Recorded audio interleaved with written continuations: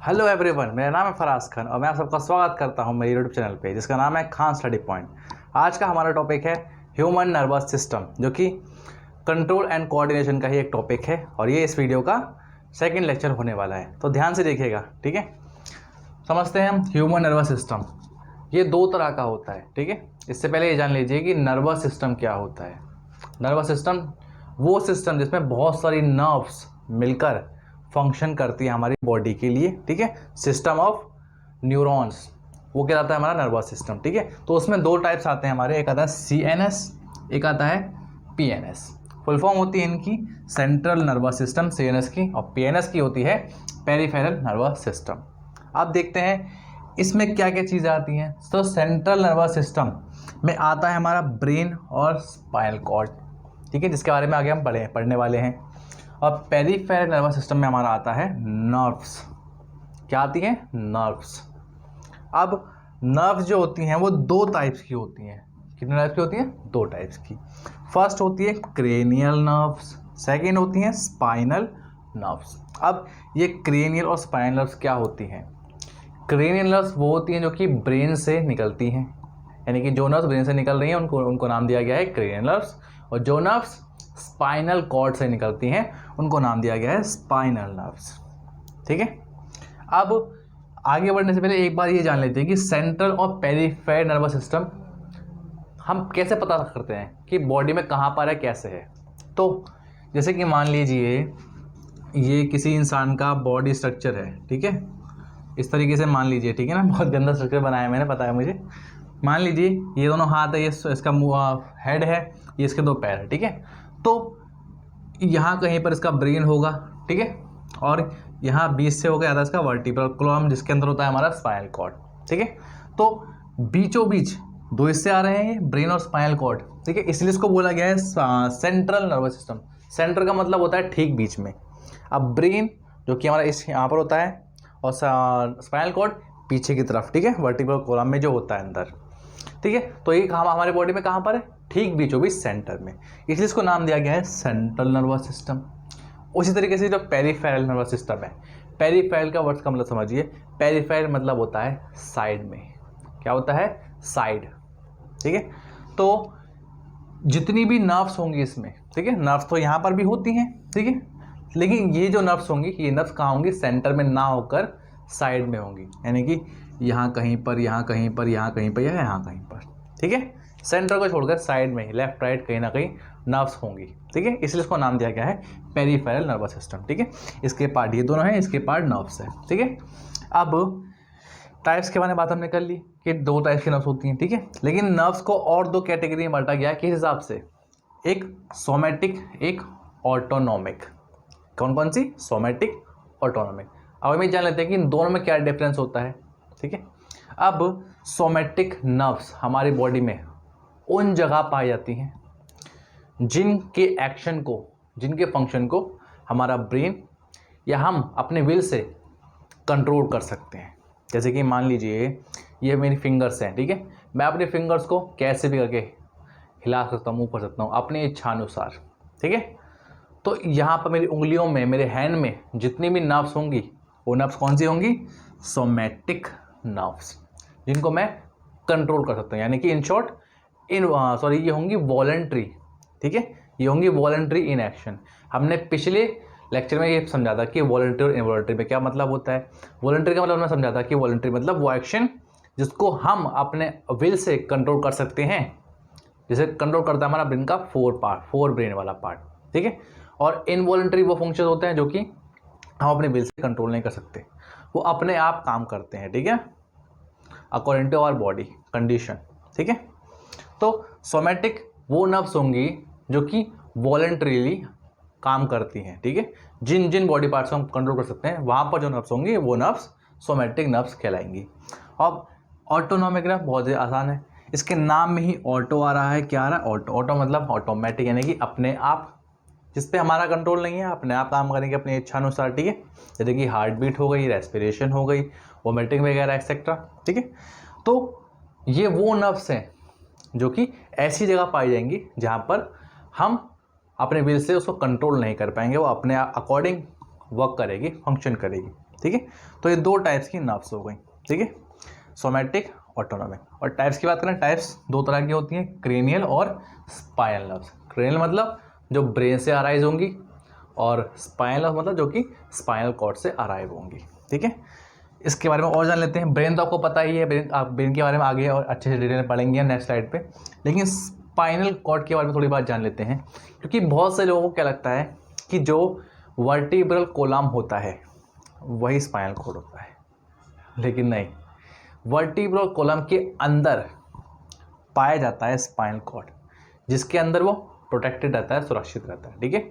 आप बोल सकते हैं एक तरह का कवच है वर्टिब्रल कॉलम स्पाइनल कॉर्ड के लिए, ठीक है। तो इसका मतलब ये हो कि वर्टिब्रल कॉलम स्पाइनल कॉर्ड नहीं है, इसके अंदर जो पाया जाता है वो है स्पाइनल कॉर्ड, ठीक है। अब नेक्स्ट स्लाइड पे चलते हैं और समझते हैं अच्छे तरीके से ब्रेन के फंक्शन को। तो बच्चों हम जान लेते हैं ब्रेन के बारे में। तो brain is the main coordinating centre. Brain जो होता है मेन, पूरे बॉडी में सबसे ज़्यादा मेन वो पार्ट है जो कि बाकी चीज़ों के कोऑर्डिनेशन में काम करता है, ठीक है। It has 3 main parts. इसके 3 मेजर पार्ट्स होते हैं, ठीक है। पार्ट्स वैसे बहुत सारे होते हैं, लेकिन उसको 3 मेजर कैटेगरी में बांट दिया गया है, ठीक है। वो 3 मेजर कैटेगरी कौन कौन सी होती हैं? एक तो होता है फोर ब्रेन, एक मिड ब्रेन और थर्ड हिंड ब्रेन, ठीक है। तो पहले हम जान लेते हैं फोर ब्रेन के बारे में। यहाँ लिखा है forebrain, it is the most complex और specialised part of the brain. ये ब्रेन का सबसे ज़्यादा कॉम्प्लेक्स और स्पेशलाइज्ड पार्ट होता है। और इसके अंदर कौन सा पार्ट आता है? सेरेब्रम नाम का एक हिस्सा इसमें आता है फोर ब्रेन में, ठीक है। अब हम जान लेते हैं इसके फंक्शंस क्या क्या होते हैं, ठीक है। तो thinking part of the brain, ठीक है, मतलब जो भी हम सोचते हैं ना, सोच समझ के जो भी हम डिसीजन लेते हैं कुछ, वो फोर ब्रेन की वजह से होता है।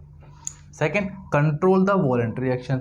और हमने पिछले लेक्चर में समझा था कि वॉलंटरी एक्शन क्या होता है, इस पर हमारा कंट्रोल होता है, और हमने यही पढ़ा था कि उसको कंट्रोल करता है फोर ब्रेन, ठीक है। तो वही बात यहाँ पर भी आ गई है कि ये कंट्रोल करता है वॉलंटरी एक्शंस को, जो कि हमारे कंट्रोल में होते हैं ऐसे एक्शंस। थर्ड है स्टोर इन्फॉर्मेशन, ठीक है। हम जो भी कुछ देखते हैं, समझते हैं, याद करते हैं, पढ़ते हैं, ठीक है, उसकी जितनी भी इन्फॉर्मेशन होती है वो हमारे दिमाग में कहाँ स्टोर हो जाती है, कहाँ जमा हो जाती है? फोर ब्रेन वाले पार्ट पे, यानी कि मेमोरी, ठीक है। फोर्थ है receive sensory impulse from various parts of the body and integrate it. तो ये जो फोर ब्रेन वाला हिस्सा होता है, इसी को अलग अलग बॉडी पार्ट से सेंसरी इम्पल्स आते हैं, यानी कि मैसेजेस आते हैं, जो कि हम देख रहे हैं, सूंघ रहे हैं, जो भी हम महसूस कर रहे हैं अपने एनवायरनमेंट में स्टिमुलाई को, वो सब स्टिमुलाई इम्पल्स के रूप में आ रही है, ठीक है। कहाँ पर? फोर ब्रेन में।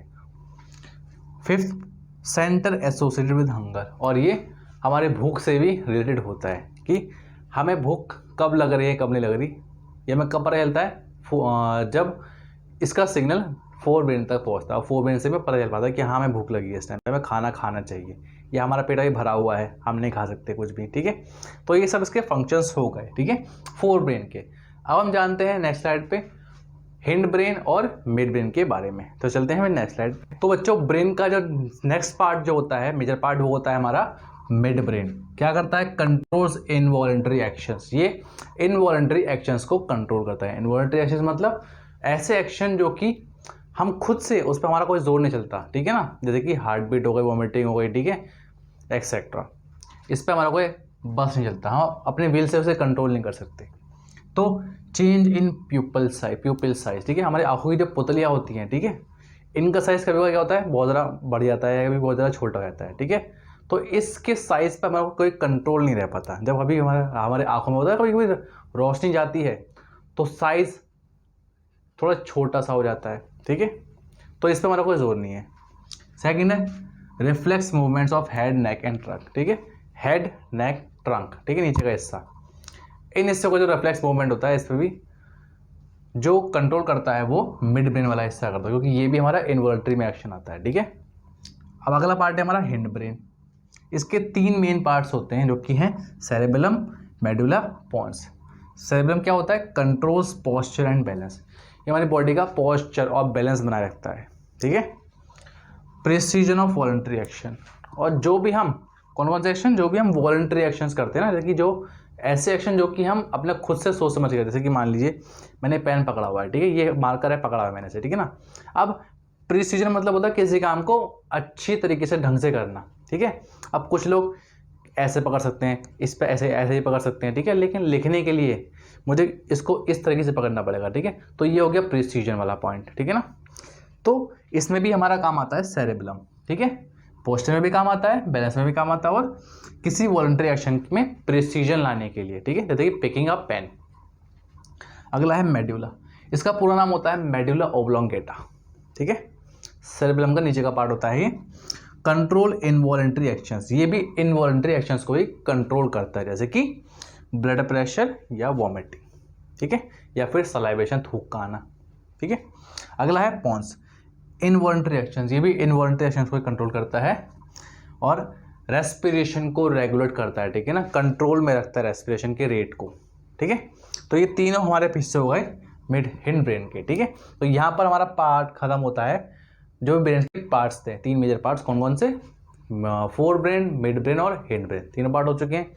अब कुछ और बातें हम जान लेते हैं ब्रेन के बारे में ही, वो भी चले जानेंगे हम नेक्स्ट स्लाइड पे। तो बच्चों, हमने पिछली स्लाइड में ये तो जान लिया कि ब्रेन के कौन कौन से 3 मेजर पार्ट्स होते हैं, जो कि थे fore brain, mid brain, hind brain, और उसके अंदर कौन कौन से पार्ट्स आते हैं वो भी हमने समझ लिए, उनके फंक्शन भी हमने समझ लिए।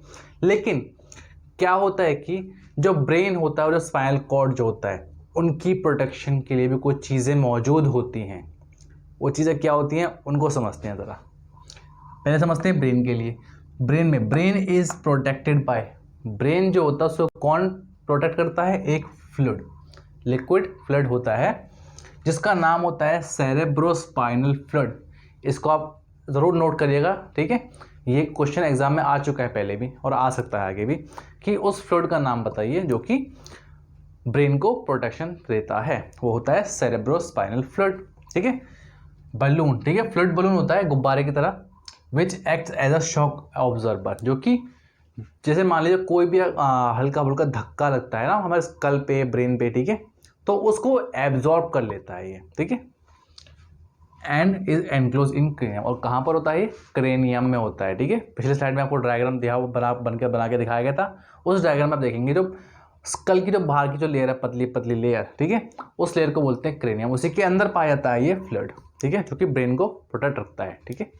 अगला है हमारा spinal cord. Spinal cord is enclose in vertebral column. Spinal cord जो होता है वर्टिब्रल कॉलम के अंदर होता है, यानी कि प्रोटेक्शन कौन कर रहा है, वर्टिब्रल कॉलम प्रोटेक्शन कर रहा है स्पाइनल कॉर्ड की, ठीक है।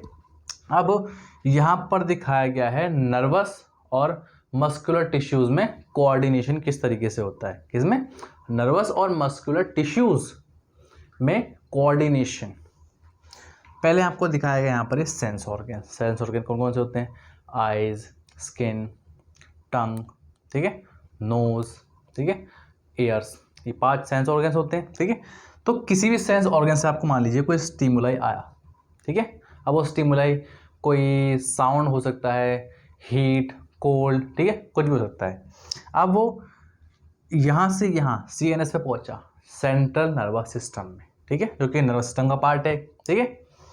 अब इस स्टिमुलस को इस यहाँ से यहाँ कौन ले गया, इलेक्ट्रिकल इम्पल्स के रूप में कौन ले गया, सेंसरी नर्व्स, ठीक है। तो जो हमने स्टार्टिंग में नर्व्स के दौरान पढ़े थे ना हमने, तो उसमें से अकॉर्डिंग टू ट्रांसमिशन, उस हिसाब से भी 2 तरीके की नर्व पाई जाती हैं, ठीक है ना।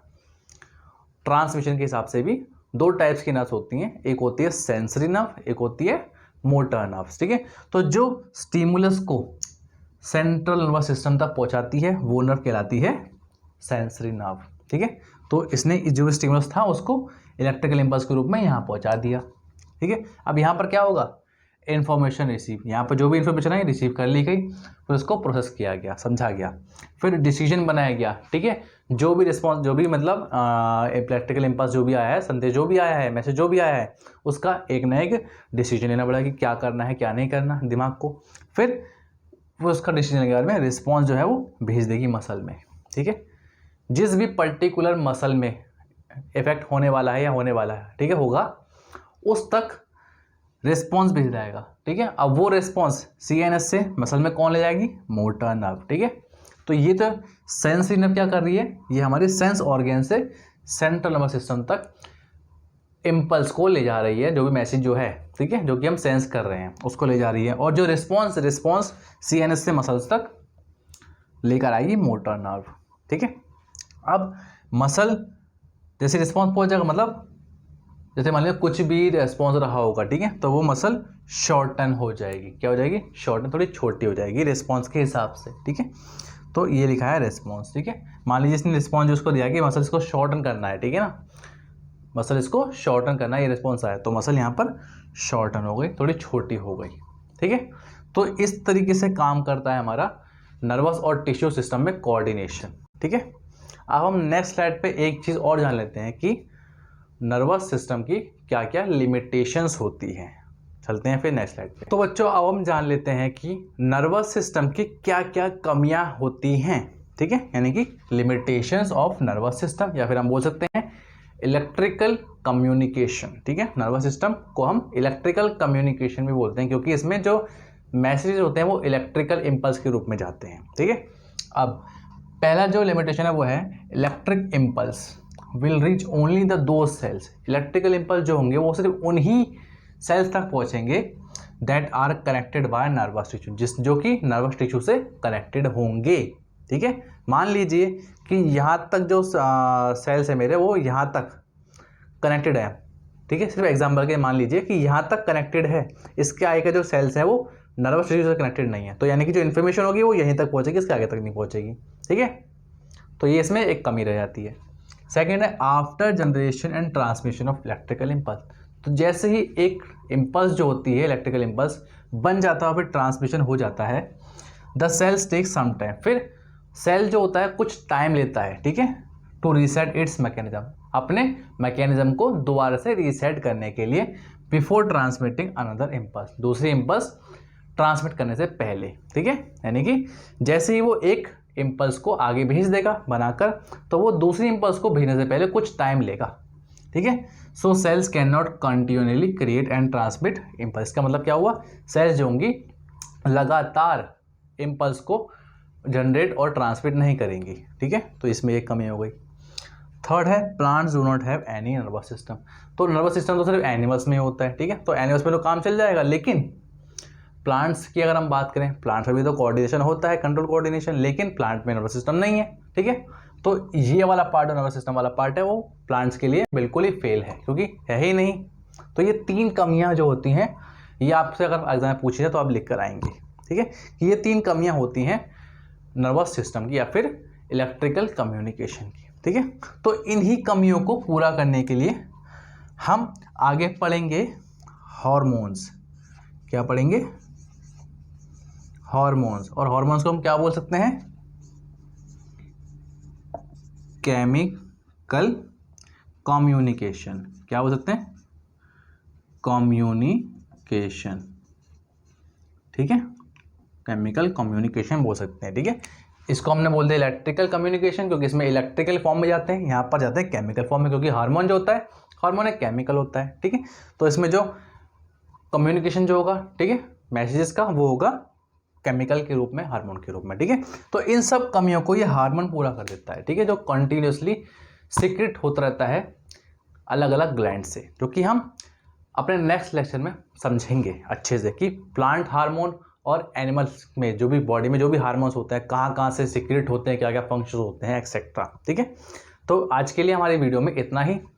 मिलेंगे आपसे बहुत ही जल्द नेक्स्ट वीडियो के साथ में। और जिसने भी इससे पहला वाला लेक्चर ना देखा हो, जिसमें मैंने बताया था आपको नर्वस सिस्टम के बारे में, रिफ्लेक्स आर्क के बारे में, रिफ्लेक्स एक्शन के बारे में, ठीक है, और कंट्रोल एंड कोऑर्डिनेशन के बारे में कि क्या होता है, कैसे कैसे होता है, तो अगर जिसको भी वीडियो ना देखिए पहले, वो उसका लिंक में डिस्क्रिप्शन बॉक्स में डाल दूंगा, वो वहाँ से जाके देख सकता है। तब तक के लिए till then take care, bye bye.